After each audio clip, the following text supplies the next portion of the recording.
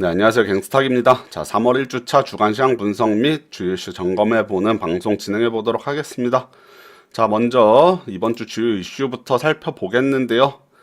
자, 국제 정세가 최근에 상당히 불안해지기 시작했습니다. 미국의 트럼프 대통령이 당선되면서 파격적인 발언을 많이 쏟아내면서 그동안 이제 어느 정도 예견된 일이었다고 할 수도 있겠는데요. 자, 미국 트럼프 대통령 당선 이후에 계속해서 보호무역주의를 천명해 왔죠. 그러면서 환태평양 동반자 협정인가요? TPP 탈퇴하고 나프타, 그 다음에 한미 FTA 등등을 다시 재협상하겠다라는 의견을 계속해서 피력해 왔습니다.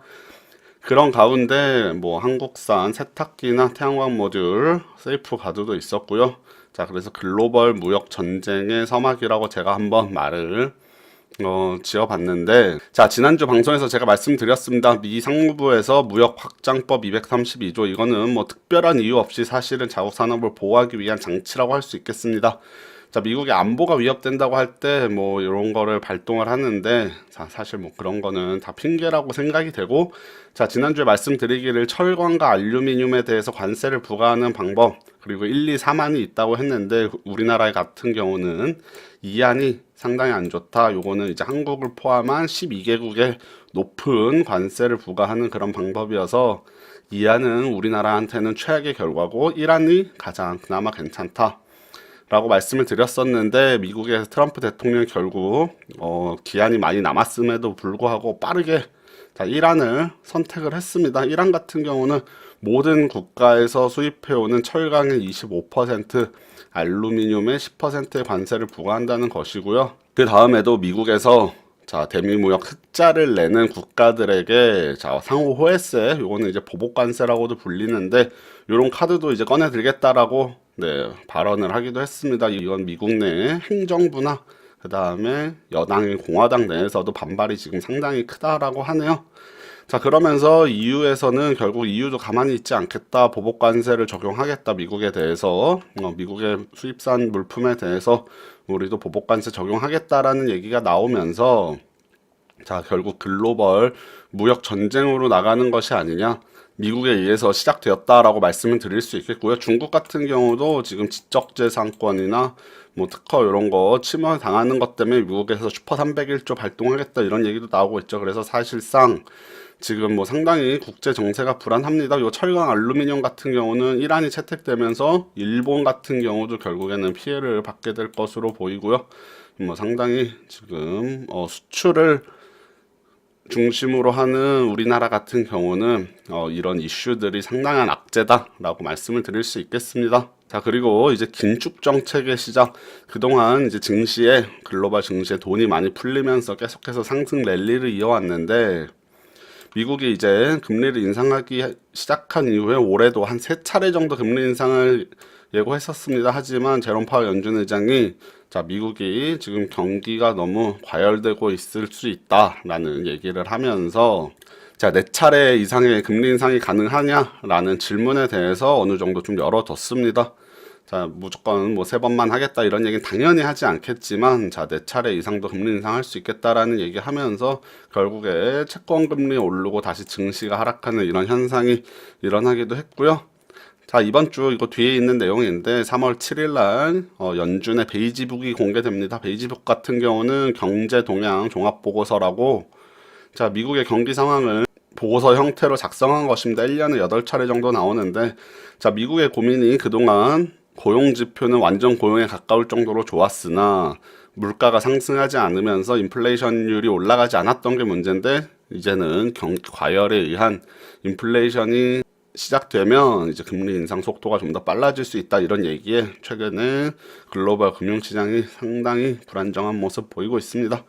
자, 다음 주에 BOJ와 ECB 통화정책회의가 있습니다. 자, BOJ와 ECB 같은 경우는 그동안 금리를 계속 제로금리 정도로 유지하면서 이어오고 있는데, 자, 미국이 이렇게 긴축 속도를 빠르게 하고 금리 인상 속도 빠르게 하면, 자, 일본과 유럽 같은 경우도 계속해서 현재와 같은 스탠스를 유지하기는 어렵다고 보고요.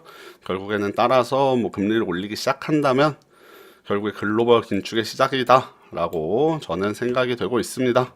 자, 이번 주에는 한국은행 금통위도 있었죠. 역시 기준금리는 1.5%로 동결되었습니다. 만장일치로 동결되었고 이주열 총재가 주최하는 마지막 금통위였는데 결국 문재인 대통령이 이주열 총재 연임을 결정하면서 다시 한 4년 연임하게 되었다라고 말씀드리겠고요. 자, 우리나라 같은 경우도 이번 금통위에서는 기준금리 동결했는데 미국이 올해 뭐 3차례 이상 4차례까지도 만약에 금리 인상 올린다면 역전이 되기 때문에 자 3월이면 뭐 FOMC가 금리 올릴 것이 확실하기 때문에 이제 금리가 역전이 되게 됩니다. 자, 이런 상황에서 우리나라도 계속해서 동결만 할 수 있는 상황은 아니고 올해 한 2차례 정도 상반기에 한 차례, 하반기에 한 차례 정도 금리 인상하지 않을까 저는 이렇게 바라보고 있는데 최근에 글로벌 무역 전쟁이 시작돼서 만약에 우리나라 경제적 타격이 온다면 금리를 또 빠르게 올릴 수 있는 그런 여건도 되지 않기 때문에 상당히 고민이 많을 것으로 생각이 됩니다. 자, 그 외에 스페인 바르셀로나에서 MWC 있었고요. 여기서 뭐 갤럭시 S9 공개되기도 했는데 뭐 주식시장에는 그렇게 큰 영향은 없고 자 최근에는 뭐 스마트폰 공개될 때 그렇게 뭐 주목을 많이 받지는 못하고 있습니다. 자 그리고 오늘인데 오늘 이탈리아 총선이 있습니다. 이탈리아 총선도 이제 극우 정당이나 이런 우파 쪽에서 최근에 우파들이 많이 선거에서 이기는 경우가 많은데 이 총선의 결과도 중요한 것이 이탈리아 같은 경우는 이제 EU 내에서 독일과 프랑스 다음에 경제 대국이기 때문에 자 만약에 여기도 또 뭐 이제 집권하는 쪽에서 EU 탈퇴 쪽 이런 카드를 내세울 수 있기 때문에 이쪽도 상당히 주목해야 될 만한 부분이다 라고 볼 수 있겠고요. 자 환율은 뭐 한 1080원대에서 뭐 급격하게 움직이는 모습 보여주지 않고 있고 유가 같은 경우도 네, 64달러 선에서 조금 하락하면서 이번 주에는 한 61달러 정도로 내려왔다. WTI죠. 자, 이렇게 말씀드리도록 하겠습니다. 자, 요거 연준 베이지북 내용은 앞서 한번 말씀드렸었고요. 자, 이번 주 주식시장 이슈 한번 살펴보겠는데 자, 코스피 같은 경우는 2%, 코스닥도 2% 가까이 하락했죠. 자, 저희 증시가 목요일에 3월 1일 3일절로 휴장을 했는데 2월 28일과 3월 1일 이틀간 미국 증시가 한 3% 내외로 급락했습니다. 주요 지수들이 많이 하락을 했는데 자, 그 영향으로 금요일 날 국내 주식시장 좋지 못한 모습 보였지만 코스닥 같은 경우는 오히려 상승 반전을 하기도 했고요. 코스피도 낙폭을 좀 줄여가면서 마감을 한 것이 그나마 다행이라고 할 수 있겠습니다. 자 이제 다가오는 주에는 목요일날 선물 옵션 동시 만기일이 있는데 자 올해 들어서 2월달부터 지금 증시가 상당히 불안하기 때문에 이번 동시 만기일 앞두고 어떤 움직임 나오는지 상당히 변동성 나올 수 있다라는 것이 저 개인적인 생각이고요. 자 드디어 금호타이어 매각 뭐 더블스타일 결국에 다시 매각하게 되었다. 자 요런 뉴스도 있었는데 최근에는 뭐 글로벌 이슈가 워낙 크기 때문에 요런 짜잘한 이슈들은 좀 많이 주목을 받지 못하고 있는 것 같습니다. 자 주식시장 차트도 한번 간단히 보도록 하겠습니다.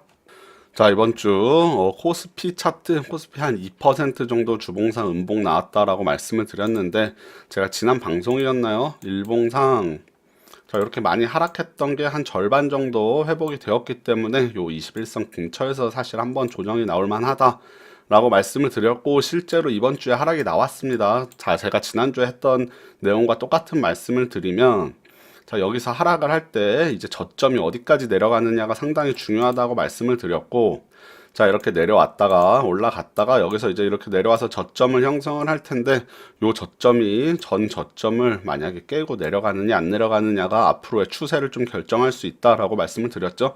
자 지금 당장은 뭐 이렇게 저점을 깨고 내려오진 않더라도 살짝 올랐다가 다시 이렇게 내려오는 경우가 발생할 수도 있고요. 일단은 요 전 저점은 2350 정도 요 자리를 상당히 중요한 자리라고 생각을 하고 주식시장 대응하시면 되겠습니다. 코스피 지수 같은 경우는 일봉상 봤을 때 121선을 거의 지지해주는 모습을 많이 보였는데 이번에 121선 깨면서 반대로 저항으로 작용하는 모습을 보실 수 있고요. 121선이 저항으로 지금 작용을 했기 때문에 여기서 지수가 다시 좀 반등이 일부 나오더라도 121선 자리는 뭐 한 방에 뚫지는 못할 가능성이 커 보인다. 자 그리고 여기서 이제 저점 2350선을 지켜내느냐가 상당히 중요하다 이렇게 말씀드리도록 하겠습니다. 자 코스닥 같은 경우는 코스피에 비해서는 여전히 뭐 추세는 좀 살아있다라고 보이는데 자 주봉상 봤을 때는 뭐 아직 11선은 깨지도 않고 지지해줄 정도로 뭐 코스닥은 그나마 견조한 모습 계속해서 보이고 있고요.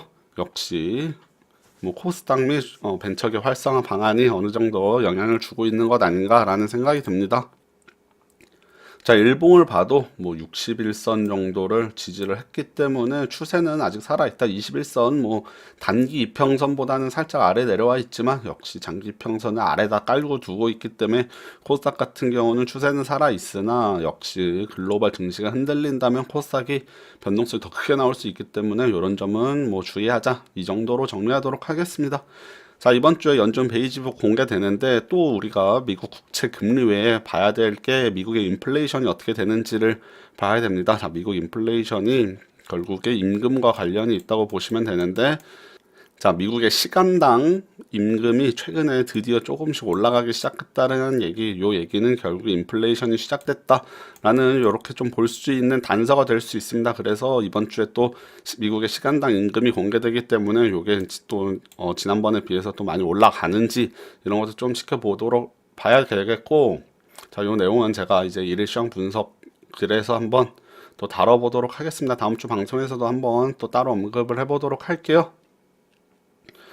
자, 그러면 최근에 뭐 봐야 될 지표도 상당히 많아지는 것 같고, 또 글로벌 뭐 금융 상태나 그다음에 무역 전쟁 등 긴축 정책 해서 지금 증시에는 좋을 만한 이슈가 거의 없다고 보면 됩니다. 전부 악재로 작용할 만한 이슈가 많기 때문에 당분간 여기서 대세의 상승 랠리가 벌어질 가능성은 거의 없다고 보고요.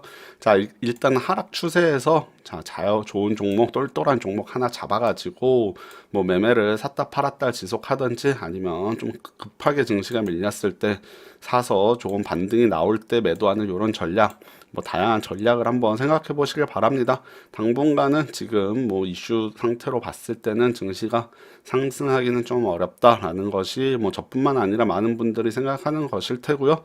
뭐 이게 사실 증시가 떨어졌기 때문에 뭐 나오는 이슈일 수도 있습니다. 뉴스가 후행해서 증시가 먼저 움직이고 거기에 갖다 붙이기 식으로 나오는 것 같기도 한데, 최근에 뭐 뉴스가 계속 시끄러운 것은 사실이기 때문에 이럴 때는 시장을 조금 보수적으로 바라보시고 좀 많이 밀렸을 때 매매를 하는 그런 전략을 취하시기를 저는 권해드리도록 하겠습니다. 자, 그러면 3월 시작됐는데 좀 3월에는 증시가 그래도 좀 2월에 비해서는 좀 안정적이었으면 좋겠고요. 자, 3월 1주차 주간시장 분석 방송 이렇게 마치고 또 다음 주에 찾아뵙도록 할게요. 네, 감사합니다.